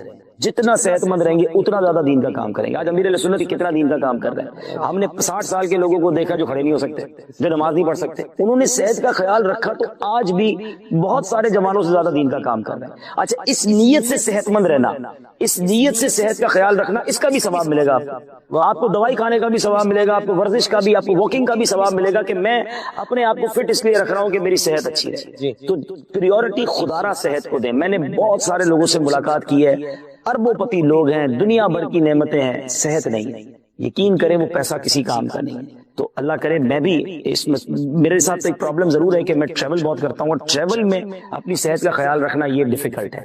تو میرا نیت ہے کہ کچھ ٹریول بھی کم کروں گا, اور یہ بھی میرا ذہن بنتا جا رہا ہے, کیونکہ اب ایج وہ ہو گئی ہے کہ اب اپنی صحت کا زیادہ 40 کے بعد. ایک ڈاکٹر نے مجھے بڑی پیاری بات کہی, تو بڑا کمال کا جملہ تھا کہ 40 سال کے اگر ہو گئے نا, اب اپنے جسم کے ساتھ کھلواڑ مت کرنا, اب اپنی باڈی پر اور پریشر مت ڈالنا. 40 ایئرز پرانی مشینری ہو گئی ہے. سلمان بھائی, ہماری گاڑی میں بھی پرزا چینج ہو جاتا ہے, موٹر سائیکل میں انجن تبدیل ہو جاتا ہے. 40 سال سے وہی انجن ہے ہمارا, وہی دل ہے جب سے پیدا ہوئے, وہی پھیپڑے ہیں, وہی گردے ہیں, سب کچھ مشینری پیدا ہوئے تھے تو لگی تھی, چینج نہیں ہوئی ہے. آپ 40-45 سال سے وہ مشین چل رہی ہے, بلڈ وین سب وہی ہیں. اب آپ کتنا بوجھ ڈالیں گے اس پہ؟ اب یہ تو سمجھ لو نا کہ یہ پرانی ہو گئی ہے, اب اس پر بوجھ کم ڈالیں. اور دوسری اس نے بات کہی, اس بندے نے کہا کہ 40 سال کے بعد آپ زندگی کے عروج پر پہنچتے ہیں, اور واقعی کتابوں میں لکھا کہ بندے کی عقل کامل جو ہے وہ 40 سال کی عمر میں ہوتی ہے. تو انہوں نے یہ کہا کہ زیادہ ضرورت اس وقت ہے آپ کو آپ کی صحت کی. میں نے کہا یہ آپ نے کیوں بات کی؟ اس نے کہا دیکھیے, جب بندہ 40-45 کا ہوتا ہے نا, پوری فیملی یا جو بھی وہ دین کا بھی کام کر رہا ہے, بہت سارے لوگوں کا وہ مرجع ہوتا ہے, وہ کنٹرول کر رہا ہوتا ہے اپنی فیملی کو. بچے گرو کر رہے ہیں, بچے بھی اس ایج میں ہے کہ جن کو بڑا کرنا ہے, فیملی کو اسٹیبل کرنا ہے, معاش کا معاملات کو حل کرنا ہے. اگر کسی تنظیم سے وابستہ تو تنظیم کے لوگوں کا رجوع ہے. 60-65 کے بعد تو ویسے ہی سارے لوگ آپ کا خیال رکھیں گے. 40 کے 45 کے بعد آپ نے اپنا خیال رکھنا ہے. اس کے بعد جب آپ بوڑھے ہو جائیں گے تو پھر سب سمجھیں گے بوڑھا ہو گیا بیچارہ, اس کا خیال رکھو. اصل یہی ٹائم ہے اپنی صحت کو سنبھالنے کا, بچانے کا. اور اس وقت اگر صحت اچھی کرنی ہے تو پیچھے جوانی میں اپنی صحت کا پہلے خیال رکھیں. تو پلیز کھانا پینا, آرام, ان تمام چیزوں میں یہ دیکھیں کہ یہ امور جو ہے, سگریٹ پیتے ہیں لوگ, گٹکے کھا رہے ہیں, چھالیاں کھا رہے ہیں, پتہ نہیں کیا کیا کھا رہے ہو, سوچتے ہیں مجھے کچھ ہو تو نہیں رہا. بھی نہیں ہوگا. آگے جا کے اس کو جو آپ غلط پیٹرول ڈلواتے رہیں, غلط قسم کا آئل ڈلواتے رہیں, تو جیسے ہی آئل ڈالے گاڑی تھوڑی بند ہو جاتی ہے. وہ آگے جا کے کارپیٹر خراب کرے گی, وہ آگے جا کے انجن سیز کر دے گی, وہ جلدی آپ کی گاڑی کا بیڑا غرق کر دے گی. اچھا پیٹرول کیوں ڈالتے ہیں لوگ, اچھا آئل کیوں ڈالتے ہیں, فلٹر کیوں تبدیل کرتے ہیں کہ یار چیز دیر پا چلے. مشینری کا خیال کرتے ہو, اپنے جسم کا خیال نہیں رکھتے ہو. جو دل میں آتا کھا لیتے ہیں, جو دوست نے کھلایا کھا لیا, کسی نے پیزا کھلا دیا, کسی نے برگر کھلا دیا, چیز کھا لیے, اور اتنا کھا لیا کہ بعد میں خود ڈاکٹر بھی تو دعا کرتے ہوں گے کہ ہمارے بھی بچے ہیں جس میں برکت ہو جائے, تو پھر مریضوں کی لائن لگی رہتی ہے. اللہ پریورٹی اپنی صحت کو دیں. امیر علیہ سنت کا ایک جملہ جو ہے نا, یقین کریں نہیں مانا, ہم نے نہیں مانا, اب مانا بھی تو کیا مانا. وہ فرماتے میری مان لو ورنہ بعد میں ڈاکٹر کی ماننی پڑے گی. اور بالکل ایسا ہی, 100% ایسا ہی ہے. ابھی روکیں اپنے آپ. اور کھانا جو ہے نا وہ بڑی اہم چیز ہے. انٹیک جو ہے نا, آپ اپنے جسم میں جو لے جا رہے ہیں وہی اندر جا کے ایک امپیکٹ کریٹ کرے گا. آپ انٹیک اچھا کر لیں, کھانا صاف ستھرا کھائیں. ایک جملہ کہہ دیتا ہوں, دنیا بھی جا رہی ہے اس کی طرف, وہ زیادہ کھائیں جو اللہ نے بنایا ہے. آپ آرگینک فوڈ کی طرف زیادہ آ جائیں. آپ گھر میں جو بناتے ہیں یا باہر جو بنتا ہے نا, مسالے مسولے گھی تیل ڈال کے جو اس کا حال ہوتا ہے, اس کو کم کر دیں. جو ڈائریکٹلی قدرت کی طرف سے آ رہا ہے نا, چاہے وہ فروٹس ہیں, چاہے وہ سبزی ہے, جو بھی چیز اللہ نے بنائی ہے, اور وہ براہ راست آپ تو ساری دنیا اللہ نے بنائی ہے, سمجھانے کے لیے کہہ رہا ہوں کہ جو بندے اس کو مکس اپ کرتے ہیں نا, گڑبڑ وہی ہوتی ہے. اسی میں تو گڑبڑ کرتے ہیں نا, الٹی سیدھی چیز ڈال دیتے ہیں, تیل گھی پتہ نہیں کیا کیا ڈل جاتا ہے. آپ ڈائریکٹلی وہ کھانا شروع کر دیں, آپ دیکھیں آپ کی صحت اچھی ہونا شروع ہو جائے. الحمدللہ رب العالمین والصلاة والسلام على خاتم النبیین, اما بعد فاعوذ باللہ من الشیطان الرجیم, بسم اللہ الرحمن الرحیم. پڑھیے الصلاة والسلام علیک یا رسول اللہ وعلى آلک واصحابک یا حبیب اللہ. الصلاة والسلام علیک یا نبی اللہ وعلی آلک واصحابک یا نور اللہ۔ درود پاک پڑھنے کے بے شمار فضائل و برکات ہیں۔ کعبے کے بدر الدجا، طیبہ کے شمس الضحیٰ، صلی اللہ تعالی علیہ وسلم پر درود پڑھنا کب کب کہاں کہاں اور کیسے کام آتا ہے، اور سبحان اللہ نبی پاک کی تعظیم، نبی پاک سے محبت کیسے کام آتی ہے۔ واقعہ سنیے گا، حضرت وہاب بن منبہ رحمت اللہ تعالی سے روایت ہے کہ بنی اسرائیل میں ایک شخص تھا، اللہ پاک نے اسے 200 سال کی زندگی عطا فرمائی، 200 ایئرز اس کی لائف تھی، مگر بدقسمتی سے 200 سال ہی اس نے سمجھ لیں زندگی پوری کی پوری نافرمانی میں گزاری، اللہ کو ناراض کرنے میں گزاری۔ اب اتنے گناہ کیے، اتنی اس کی بری عادت یہ تھی کہ جب اس بندے کا وصال ہوا تو nobody ready to give کفن to him، کوئی تیار ہی نہیں تھا کہ اس کو کفن دیں، اس کو غسل دیں، اس کو قبر میں ڈالیں، جنازہ پڑھیں۔ لوگوں نے کیا کیا، اس کی میت کو گھسیٹ کر گندگی کے ڈھیر پہ ڈال دیا۔ اتنا بدنام زمانہ اور اتنا بڑا گناہگار۔ ادھر بنی اسرائیل نے یہ انداز اپنایا، اور ادھر اللہ کریم نے حضرت موسیٰ علیہ نبینا علیہ السلام پر وحی بھیجی، فرمایا ہمارا ایک بندہ کا انتقال ہو گیا ہے، آپ جائیے غسل دیجئے، کفن پہنائیے، نماز جنازہ پڑھ کر اس کی تدفین کیجئے۔ حضرت موسیٰ جس کا جنازہ پڑھائیں، اللہ کے نبی جنازہ پڑھائیں، وہ تو بخشا گیا نا۔ اچھا آپ تلاش کرتے کرتے بندے کے پاس پہنچے، کون ہے، کس کا انتقال ہوا، کوئی بڑا نیک آدمی ہوگا، مجھ پر وہی آئی ہے۔ اب جب جا کے انہوں نے تلاش کیا، بندہ ڈھونڈا، تو پتا چلا اس کو تو محلے والوں نے گندگی کے ڈھیر پہ ڈالا ہوا ہے۔ کہ یا اللہ، یہ علاقے والے کہہ رہے ہیں بڑا خطرناک، بڑا نافرمان، بڑا گناہگار بندہ، اور تو فرماتا ہے میں اس کو غسل دوں، کفن، اتنا بڑا انعام کس لیے، ایسا کیا عمل کیا اس نے؟ سنیے ذرا، اللہ اکبر۔ آپ نے جب اللہ کی بارگاہ میں عرض کی نا، تو اللہ کی طرف سے ارشاد ہوا واقعی یہ بندہ بڑا گناہگار تھا، مگر انہو کان کلما نشرت التوراۃ، جب یہ بندہ تورات شریف کھولتا تھا، وَنَظَرَ إِلَىٰ اسْمِ مُحَمَّدٍ صلی اللہ علیہ وسلم، جب میرے حبیب علیہ السلام کے نام محمد مصطفیٰ صلی اللہ علیہ وسلم کے نام کو دیکھتا، قَبَّلَهُ وَوَضَعَهُ عَلَىٰ عَيْنَيْهِ وَصَلَّى عَلَيْهِ، ہمارے محبوب کے نام پاک کو ادب سے چومتا، اسے آنکھوں سے لگاتا اور درود پاک کے نذرانے بھیجتا تھا۔ اے موسیٰ، اس کی ادا ہمیں بڑی پسند آئی ہے، 200 سال کے گناہ ہیں اور حبیب پاک سے محبت ہے، میرے نبی کے نام کو چوما ہے، درود پڑھا ہے۔ اے موسیٰ، ہمیں اس کی ادا بڑی پسند آئی ہے، اس نیک عمل کے سبب میں نے اس کے سارے گناہ بخش دیے، میں نے اس کا نکاح 70 حوروں کے ساتھ کر دیا ہے۔ اعمال نہ دیکھے یہ دیکھا، محبوب کے کوچے کا ہے گدا، اعمال نہ دیکھے یہ دیکھا، محبوب کے کوچے کا ہے گدا، مولا نے مجھے یوں بخش دیا، سبحان اللہ سبحان اللہ۔ تو نبی پاک سے محبت، پیارے آقا سے وارفتگی، سرکار دو عالم علیہ السلام پر درود پڑھنا، یہ اللہ کو بڑا پسند ہے۔ تو اے میرے پیارے اسلامی بھائیوں، خدا را اپنی زندگی میں درود پاک کو شامل کیجئے، کثرت سے درود پاک پڑھیے، انشاءاللہ یہ درود پاک دنیا میں بھی خیر لائے گا، اللہ نے چاہا آخرت میں بھی خیر و برکت کا سبب ہوگا۔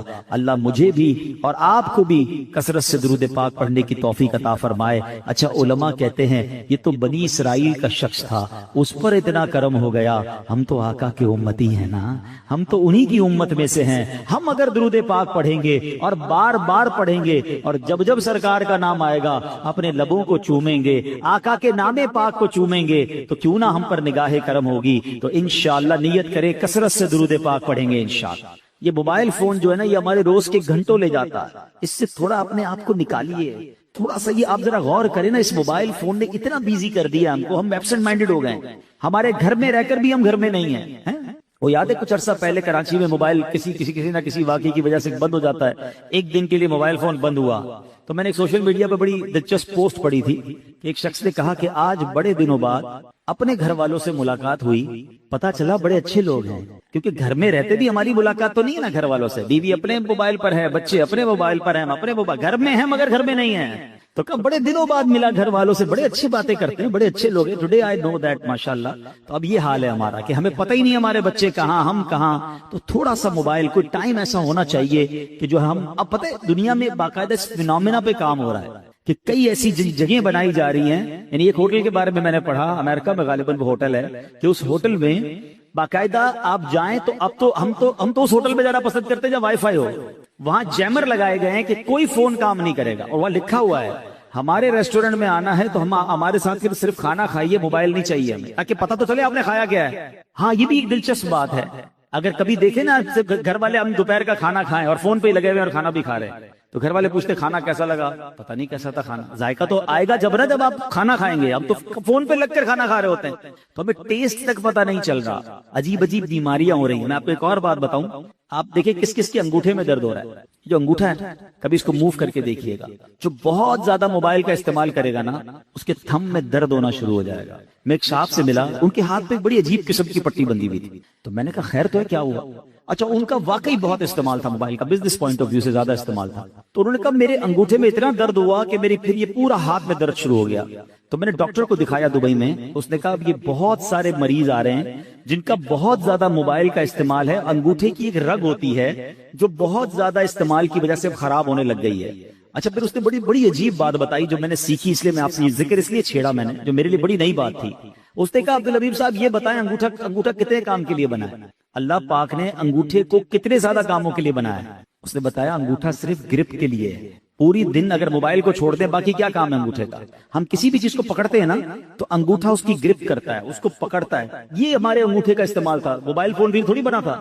اب پورا دن ہزاروں میسج جو کر رہا ہے وہ انگوٹھا اتنے زیادہ استعمال کے لیے بنا ہی نہیں تھا، اس کو اتنا استعمال کر دیا کہ اس میں درد ہونا شروع ہوا، اس کی رگیں خراب ہونا شروع ہو گئیں۔ اس کو ڈاکٹر نے یہ کہا کہ اب آپ انگوٹھے سے چیٹنگ نہیں کریں گے، آپ انگلیوں سے چیٹنگ کریں گے ورنہ انگوٹھا ہی خراب ہو جائے گا۔ تو یہ تو صرف انگوٹھے کی بات ہے، کئیوں کی آنکھیں خراب ہو رہی ہیں، کئیوں کے کان خراب ہو رہے ہیں۔ اتنا موبائل نہ کریں ایسا، موبائل ضرورت کے لیے ہو مگر موبائل زندگی بن جائے، یہ کس نے کہا تھا؟ تو اللہ کرے یہ بات سمجھ آ جائے، اور اس کی وجہ سے تلاوت کا ٹائم نہیں ہے، درود کا ٹائم نہیں ہے، نمازوں کا لوگوں کے پاس ٹائم نہیں ہے، تو خدا را درود پاک کی کثرت کیجئے، یہ دنیا میں بھی کام آئے گا، آخرت میں بھی کام آئے گا۔ دکھوں نے تم کو جو گھیرا ہو تو درود پڑھو، دکھوں نے تم کو جو گھیرا ہو تو درود پڑھو، جو حاضری کی تمنا ہو تو درود پڑھو۔ آئیے مل کر محبت کے ساتھ بآواز بلند درود پاک پڑھ لیں۔ صلو علی الحبیب صلی اللہ تعالی علی محمد صلی اللہ علیہ وسلم۔ انشاءاللہ عز و جل اب جب نبی پاک کے مبارک اس نے تورات میں پیارے آقا کے نام کو چومانا، تو سنو نبی پاک کے نام کو جو چومتے ہیں نا، یہ اللہ پاک کو کس طرح پسند ہے، اللہ کی رضا حاصل کرنے کا کیسا طریقہ ہے۔ مقاصد الحسنہ میں ہے، ایک مرتبہ اذان ہو رہی تھی، جب مؤذن نے کہا اشہد ان محمد الرسول اللہ صلی اللہ علیہ وسلم، تو عاشق اکبر جناب صدیق اکبر رضی اللہ تعالیٰ عنہ نے اسے دہرایا، یعنی جیسے ہی مؤذن نے کہا آپ نے ایسے ہی دہرایا، پھر اپنے دونوں انگوٹھے چوم کر آنکھوں سے لگائے۔ اے انگوٹھے چومنے والوں تمہیں مبارک ہو، سرکار علی وقار صلی اللہ علیہ وسلم نے اپنے یار غار کی یہ ادا دیکھی نا کہ میرا نام سن کر میرے عاشق اکبر نے انگوٹھے چومے ہیں، آنکھوں سے لگائے ہیں۔ نبی پاک نے فرمایا من فعل مثل ما فعل خلیلی فقد حلت علیہ شفاعتی۔ آقا فرماتے جس نے میرے دوست جیسا کام کیا جیسے میرے عاشق اکبر نے کیا، اگر کسی نے ایسا ہی کیا اس کے لیے میری شفاعت حلال ہو گئی۔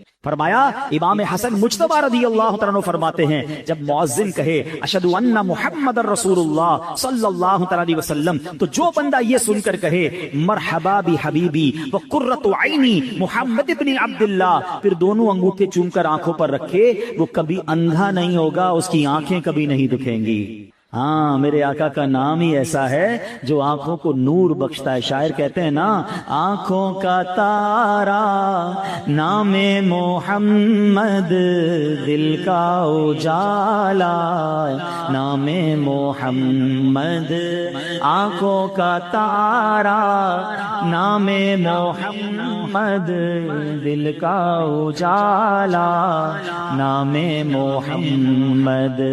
پوچھے گا ہے لایا کیا، پوچھے گا ہے لایا کیا، میں یہ کہوں گا نام محمد، دل کا اجالا۔ आए हाय कैसा नाम है, सुनो मेरे आका का। मराकश में एक नेक औरत रहती थी, किताबों में ये वाकया मनकूल है। उसकी आदत थी जब उससे कोई तंगी या परेशानी पेश आती, अपने हाथ चेहरे पे रखती। अंदाज क्या होता था, अपने दोनों हाथ चेहरे पे रखती और सुभान अल्लाह अपने चेहरे को दोनों हाथों से छुपाकर क्या कहती, या मोहम्मद, मोहम्मद सल्लल्लाहु अलैहि वसल्लम कहती। नामे पाक की बरकत से उसकी परेशानी दूर हो गई। कुछ अरसे बाद उस औरत का इंतकाल हो गया। मरने के बाद उसकी किसी रिश्तेदार औरत ने उससे पूछा कि तुम्हारे साथ क्या मामला हुआ। कहा कब्र में दो फरिश्ते आए, मुनकर नकीर आए, सवाल पूछने आए। जब वो मेरे पास आए, मेरी तो आदत थी जब कोई परेशानी होती थी दोनों हाथ चेहरे पे रख के मोहम्मद कहती थी, आका को पुकारती थी, मसला हल हो जाता था। फरिश्ते आए, मैंने चेहरा छुपाया और मोहम्मद सल्लल्लाहु अलैहि वसल्लम कहा, हाथ उठाए तो फरिश्ते जा चुके थे। आए हाय सुभान अल्लाह। अच्छा मुफ्ती आजम हिंद मुस्तफा रज़ा खान साहब यही तो ख्याल पेश किया है ना कि ठीक है कब्र में फरिश्ते आएंगे, सवाल जवाब करेंगे, मगर हुजूर मेरा तो दीनो ईमान ही आप हैं, मैंने आप ही की तरफ इशारा कर देना है। वो क्या लिखते हैं, मेरा दीनो ईमान फरिश्ते जो पूछे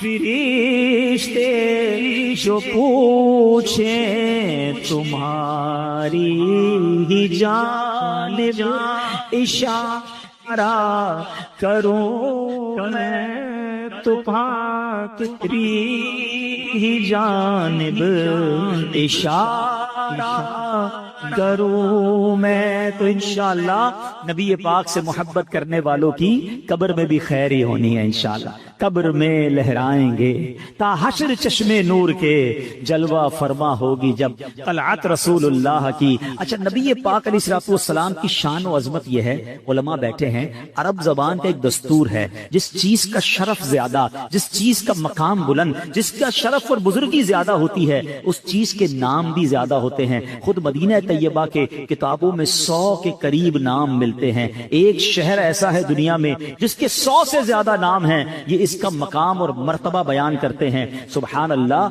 जनाब रसूलुल्लाह सल्लल्लाहु अलैहि वसल्लम की शान ये है कि आपके नाम 800 के करीब किताबों में नाम मिलते हैं। सुभान अल्लाह। मवाहिबुल लदुनिया में आप अलैहिस्सलाम के 800 नाम लिखे हैं, मगर कुर्बान जाइए सैयदी आला हजरत पर, आप कहते हैं कि मुझे 1400 नाम मिले हैं और ये तो मेरी तहकीक है जहां तक मैं पहुंचा हूं, वल्ला सुभान अल्लाह नबी पाक के नामों की गिनती मुमकिन नहीं है। अल्लाह अकबर। प्यारे आका के औसाफ कितने, कमालात कितने कि आपके नाम 1400 के करीब हैं और उससे ज्यादा। सुभान अल्लाह। जभी तो शायर कहते हैं ना, जिंदगियां खत्म हुई और कलम टूट गए, आका तेरे औसाफ का एक बार भी पूरा ना हुआ। दिलदार बड़े आए, महबूब बड़े देखे, मगर जो देखे सभी उनके कदमों में पड़े देखे। अरबाबे नजर को कोई ऐसा न मिलेगा, बंदे तो बहुत मिल जाएंगे पर आका न मिलेगा। तारीख अगर ढूंढेगी सानी मोहम्मद, सानी तो बड़ी चीज है, साया न मिलेगा।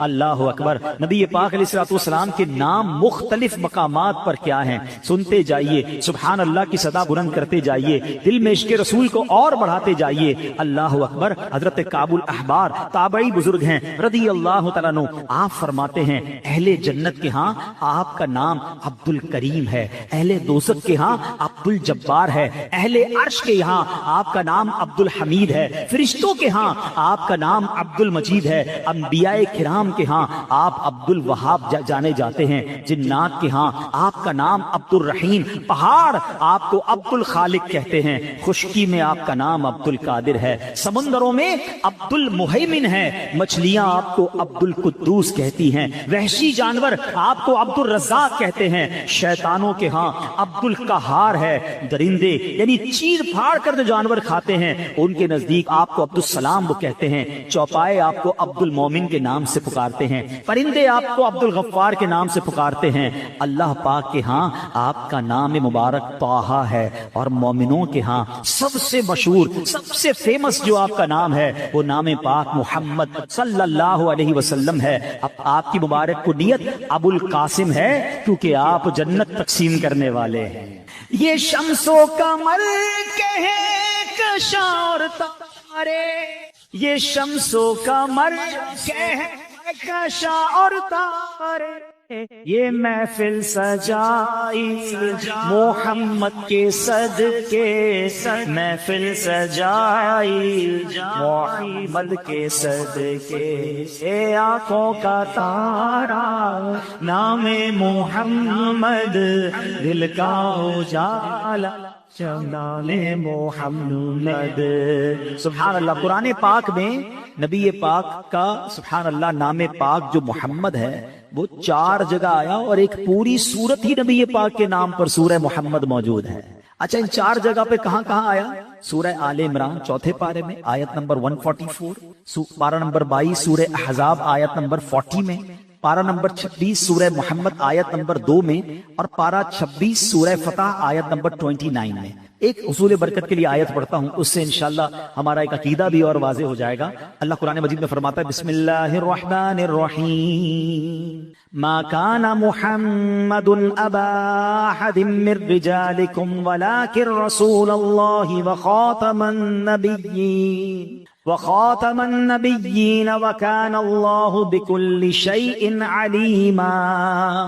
آسان ترجمہ قرآن کنز العرفان، محمد تمہارے مردوں میں کسی کے باپ نہیں ہیں، لیکن اللہ کے رسول ہیں اور سب نبیوں کے آخر میں تشریف لانے والے ہیں، اور اللہ سب کچھ جاننے والا ہے۔ نبی پاک کا ذکر بھی ہے اس آیت میں، نام محمد کا بھی ذکر ہے، اور خاتم النبیین ہے، اس کا اعلان بھی ہے۔ کتنا واضح اعلان ہے، سبحان اللہ۔ اور قربان جائیے امیر اہل سنت پر، بچے کی زبان پر یہ نعرہ کتنا پیارا جاری کر دیا، محمد مصطفیٰ سب سے آخری نبی، احمد مجتبی سب سے آخری نبی، آمنہ کا سب سے آخری نبی، شاہ ہر سب سے آخری نبی، تاجدار انبیاء سب سے آخری نبی، ہے حبیب کبریا سب سے آخری نبی، عقیدہ سب صحابہ کا سب سے آخری نبی، عقیدہ اہل بیت سب سے آخری نبی۔ کیا شان ہے ہمارے آقا علیہ الصلوۃ والسلام کی۔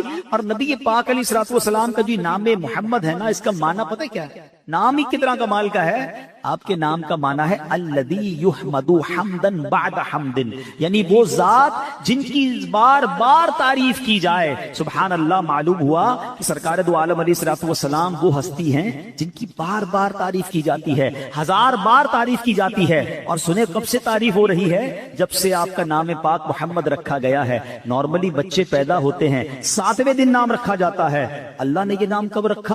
دنیا بننے سے، مخلوقات کی پیدائش سے بھی ہزاروں سال پہلے یہ نام رکھا گیا۔ اس سے معلوم ہوا کہ جب زمین و آسمان، عرش و کرسی، لوح و قلم، جن و انسان، فرشتے بھی موجود نہیں تھے، اس وقت بھی محمد مصطفیٰ صلی اللہ علیہ وسلم کی تعریف کی جا رہی تھی۔ جب بھی یہ تعریف جاری تھی، اب بھی جاری ہے اور قیامت تک جاری رہے گی۔ بلکہ جب جنتی جنت میں چلے جائیں گے نا، تو وہاں بھی نبی پاک کی نعتیں جاری و ساری رہیں گی۔ جبھی تو اعلیٰ حضرت لکھتے ہیں نا، رہے گا یوں ہی ان کا چہرے کیا پر کھاتے ہو جانے جلے جانے جانے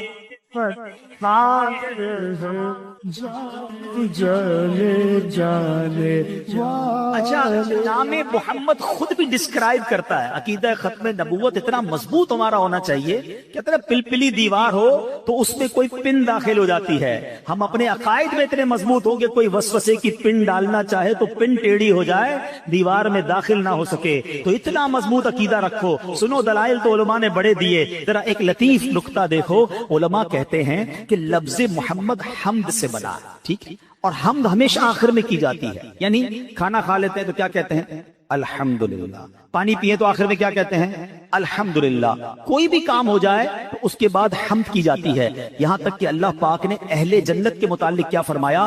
وآخر دعواہم ان الحمدللہ رب العالمین۔ اور ان کی دعا کا خاتمہ یہ ہے کہ تمام تعریفیں اس اللہ کے لیے ہیں جو تمام جہانوں کا پالنے والا ہے۔ معلوم کیا ہوا؟ حمد سب سے آخر میں کی جاتی ہے۔ سارے نبیوں کے نام دیکھ لیں، کسی کا نام محمد نہیں تھا، ٹھیک ہے؟ کسی کا نام محمد نہیں ہے۔ کیوں؟ اس لیے کہ سلسلہ نبوت جاری تھا۔ اور جب آخری نبی تشریف لے آئے تو آخر میں محمد مصطفیٰ احمد مجتبیٰ صلی اللہ تعالی علیہ وسلم کو بھیجا گیا. ان کا نام پاک محمد رکھ کر بتا دیا کہ اب حمد ہو گئی, دنیا میں اب کسی اور نبی نے نہیں آنا. محمد مصطفیٰ سے آخری نبی, مجتبیٰ سب سے آخری نبی. مضبوط عقیدہ ہونا چاہیے کہ جناب رسول اللہ صلی اللہ علیہ وسلم یہی سب سے آخری نبی ہیں. اور سبحان اللہ, اب آؤ نام محمد کی برکتیں اب ہم کیسے حاصل کر سکتے ہیں؟ ویسے تو ان کا نام برکت, ان کا ذکر برکت, ان کی درود پاک ان پر پڑھے تو برکت. نبی پاک کی جو نام پاک ہے نا, وہ دکھی دلوں کا بھی سہارا ہے, بلکہ ہر ایک کا سہارا ہے. مواہب اللدنیہ میں ہے کہ اللہ پاک نے جب عرش اعظم کو تخلیق فرمایا نا, عرش اعظم, تو عرش پر اللہ پاک کے نام پاک کے جلال کی ہیبت سے کپ کپی طاری ہو گئی. عرش ہلنے لگا, کپ کپانے لگا, اور اس پر جب لا الہ الا اللہ لکھا گیا تو وہ کانپنے لگا.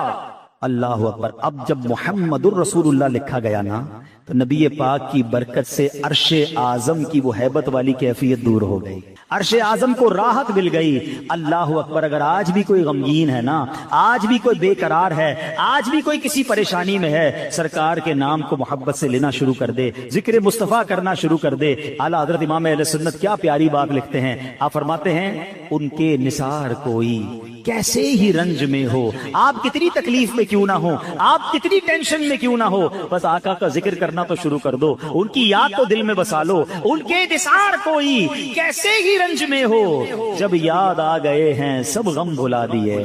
آقا یاد رہے نا, پھر غم یاد نہیں رہتے. شاعر لکھتے ہیں نا, غم کی گھٹا چھائی ہے سب پر, غم کی گھٹا چھائی ہے سب پر, کر دے اشارہ نام محمد, کر دے اشارہ, کر دے نام محمد. بیڑا تیرا تباہی میں دے دے سہارا, نام محمد دے دے سہارا.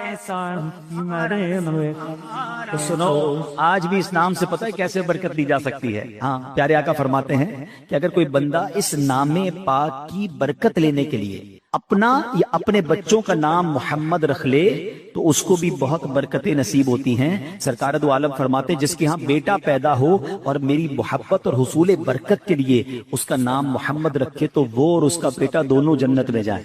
آئے ہائے. ایک حدیث پاک میں ہے, جس نے میرے نام سے برکت کی امید کرتے ہوئے میرے نام پر نام رکھا, قیامت تک صبح و شام اس پر برکت نازل ہوتی رہے گی. اب یہ بڑا معاملہ ہے آج کل استاد صاحب بھی بیٹھے ہیں, علامہ صاحب بھی بیٹھے ہیں, اور بھی علماء ہیں. ہمارے پاس لوگ آتے ہیں, کہتے بچوں کا نام بتائیں, مگر حضرت ایسا بتائیں جو پورے خاندان میں کسی کا نہ ہو, بلکہ پاکستان میں بھی کسی کا نہ ہو. تو کوئی پھر تو مریخ سے نام لانا پڑے گا بھائی. کیا ضرورت ہے اتنے یونیک نام کی؟ ایسا نام جو جنت میں لے جائے, ایسا نام جو برکتیں نازل ہوں. ہمیں چھوڑ کر یونیک نام ڈھونڈنے, ارے اللہ والوں کے نام پہ نام رکھو. سبحان اللہ. سیدی اعلیٰ حضرت کا کیا طریقہ تھا, جب کوئی آپ سے نام پوچھتا بچے کا, آپ نام محمد رکھتے, پکارنے کے لیے کوئی اور نام رکھ دیتے ہیں, بلال رکھ دیتے, حمزہ رکھ دیتے, کوئی بھی نام. اسی طرح امیر اہل سنت کی بارگاہ میں بھی جب کوئی آتا ہے بیٹے کا نام پوچھتے ہیں, آپ محمد ہی نام عطا فرماتے, پھر پکارنے کے لیے احمد رضا, بلال رضا, حمزہ رضا, کوئی بھی اچھا نام, صحابی کے نام پہ نام رکھیں. مگر اب تو جناب نام وہ چاہیے جو بالکل ہی یونیک ہو. یہ نہ کریں آپ. بچوں اور بچیوں کے نام انبیاء, صحابہ, اہل بیت, ان کی برکتیں ملیں گی آپ کو, آپ کے خاندان پر برکتیں نازل ہوں گی. اب امام غزالی علیہ رحمۃ اللہ الوالی کا نام کیا ہے؟ امام محمد بن محمد غزالی. آپ کا نام بھی محمد, آپ کے والد کا نام بھی محمد, آپ کے دادا کا نام بھی محمد. ہم تو کتنی ضرورت یہ نام نہ دے, وہ میرے چچا کے بیٹے کا نام ہے, وہ ہمارے محلے میں کسی کا نام ہے, کوئی اور نام بتائیں. ہمیں تو نام ہی نہیں چاہیے وہ جو کسی کا رکھ لیا گیا ہو. یہ نہ کریں. سبحان اللہ. نام رکھے, ہاں اچھا, پھر محمد رکھ کر پکارنے کے لیے دوسرا نام کیوں؟ تاکہ اس نام کا ادب بھی باقی رہے. کیونکہ بعض اوقات غصہ آ جاتا ہے آپ کو, اب آپ نام محمد لے کر کچھ اور بھی کہہ دیں تو کہیں بے ادبی نہ ہو جائے. تو سبحان اللہ, نام بھی رکھنا ہے اور اس کا ادب بھی برقرار رکھنا ہے. اللہ والے کیسے ادب رکھتے تھے؟ محمود غزنوی کے بارے میں آتا ہے, ان کے جو وزیر تھے ایاز, جو ان کے پاس ہوتے تھے, تو ان کا بیٹے کا نام محمد تھا. تو انہوں نے ایک بار کہا, اے ایاز کے بیٹے ادھر آؤ. تو بیٹا کہتا ہے, حضور لگتا ہے کوئی غلطی ہو گئی ہے, روز تو آپ میرا نام لے کے پکارتے تھے, آج آپ نے مجھے ایاز کا بیٹا کہا. تو کہا, بیٹا بات یہ ہے, میں روز تمہیں جب پکارتا تھا نا, میں وضو سے ہوتا تھا. تمہارا نام محمد ہے نا, آج وضو نہیں تھا تو میری غیرت نے گوارا نہیں کیا کہ بے وضو میں یہ نام لے لوں. ادب والے تو ایسے ادب کرتے ہیں، علماء کہتے ہیں ایسے نام رکھو، ضرور رکھو، پھر اس کے نام کا ادب بھی کرو، اسی نام کے ساتھ معاذ اللہ بری باتیں لوگ لگا رہے ہوتے ہیں۔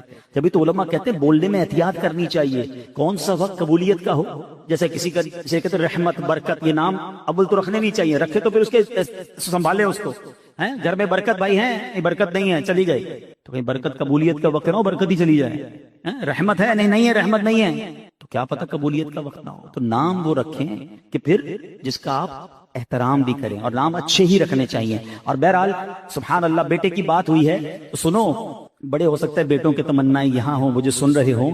امام عطا رحمت اللہ تعالی فرماتے ہیں کہ جو یہ چاہے کہ اس کی عورت کے حمل میں لڑکا ہو تو اسے چاہیے کہ اپنا ہاتھ عورت کے پیٹ پر رکھ کر کہے ان کان ذکرن فقط سمیتہ محمدن، یعنی اگر یہ لڑکا ہوا تو میں نے اس کا نام محمد رکھا، انشاءاللہ لڑکا ہوگا۔ آقا کے نام کی برکت دیکھو انشاءاللہ۔